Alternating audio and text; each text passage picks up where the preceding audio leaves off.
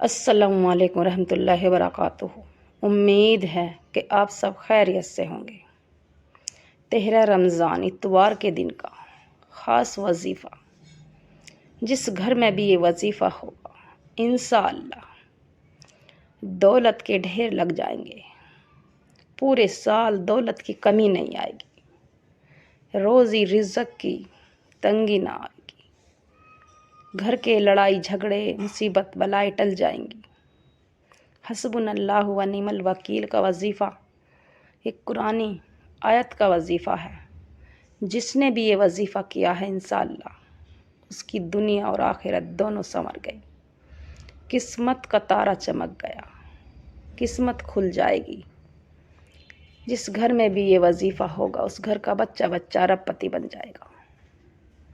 تو میری مائیں بہنوں، 13 رمضان اتوار کے دن کا خاص وظیفہ نہ چھوڑنا۔ جس نے بھی یہ وظیفہ چھوڑا پورے سال پچھتائے گا۔ رحمتوں کا برکتوں کا مہینہ ہے۔ رمضان کے مہینے میں، رمضان کا مہینے کو کیوں کہتے ہیں رمضان کا مہینہ؟ کیونکہ ہماری جتنی بھی گناہ ہیں، پورے سال کی گناہ میرا رب جلا دیتا ہے۔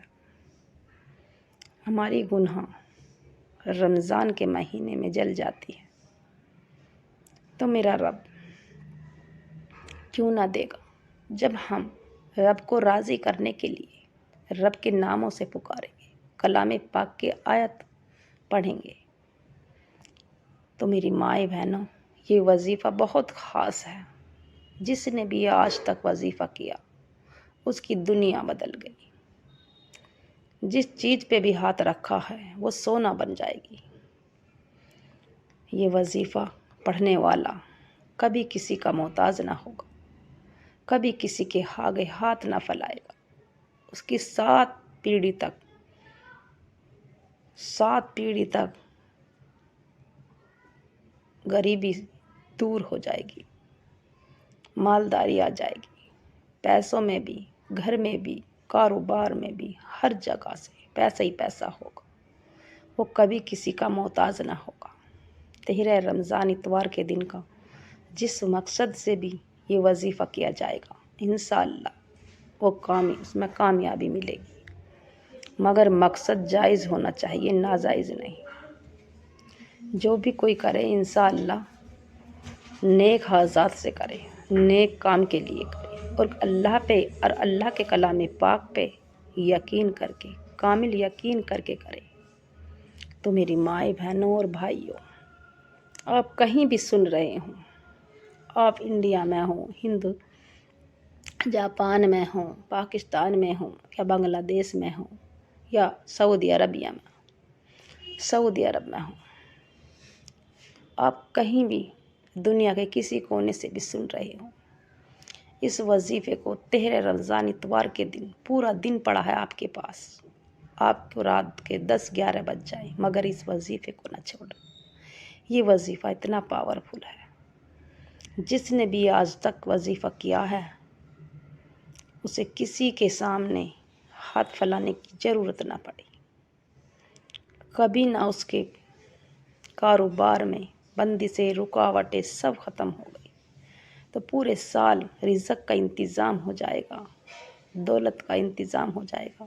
تو کیوں نہ کریں؟ رب کو راضی کرنے کے لیے حسبنا اللہ و نعم الوکیل اور یا کریم یا اللہ کا وظیفہ پڑھتے کے ساتھ ہی آپ کی جتنی بھی حاجات ہیں، 11 حاجات ہوں تو آپ کی 11 حاجات پوری ہو جائیں گی۔ میرا رب اتنا نوازے گا کہ آپ کھلی آنکھوں سے اپنے حالات دیکھو گے کہ میرے پاس تو یہ نہیں تھا، کہاں سے آ گیا۔ تو میری مائیں بہنوں اور بھائیوں، وظیفہ شروع کرنے سے پہلے جو بھی میرے چینل پہ نئے ہوں چینل کو سبسکرائب کر لیں اور لائک اور شیئر ضرور کریں، صدقہ جاری سمجھ کے انشاءاللہ۔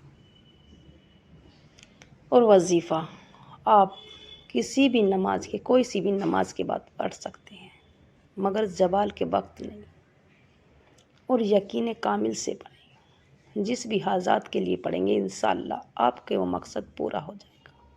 ایک بار اعوذ باللہ من الشیطان الرجیم بسم اللہ الرحمن الرحیم پڑھ کر ایک بار درود ابراہیم پڑھیں، اور درود ابراہیم یاد نہ ہو تو چھوٹا درود شریف پڑھ لیں صلی اللہ علیہ وسلم، اور پھر اپنے مقصد کی نیت کر لیں۔ جس بھی حاجات کے لیے آپ کو نئی گاڑی چاہیے تو گاڑی کے لیے کر لیں، نیا گھر چاہیے گھر کے لیے کر لیں، بچے فرما بردار چاہیے تو بچوں کے لیے کر لیں، بیٹیوں کے نیک رشتے اچھے رشتے چاہیے تو اچھے رشتے کے لیے کر لیں، بیٹوں کی نوکری چاہیے اچھی تو اس کے لیے کر لیں، کاروبار کے لیے کر لیں، بندی سے رکاوٹ کے آپ کسی بھی مقصد کے لیے اس وظیفے کو کر سکتے ہیں۔ دل میں رکھ کے اور یقین کے ساتھ 11 مرتبہ حسبنا اللہ و نعم الوکیل، حسبنا اللہ و نعم الوکیل پڑھیں۔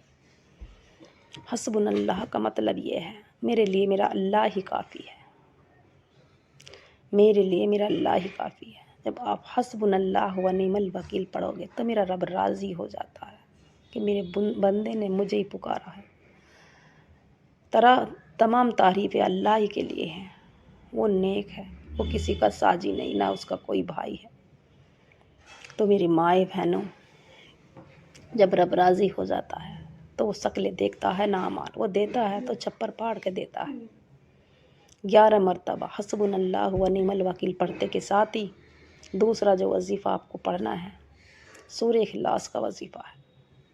3 مرتبہ ایک بار پڑھتے کے ساتھ سورہ اخلاص 10 سپاروں کا ثواب ملتا ہے، اور 3 بار پڑھنے کا ایک پورے مکمل کلام پاک کا ثواب ملتا ہے۔ تو میری مائیں بہنوں 3 بار سورہ اخلاص پڑھیں۔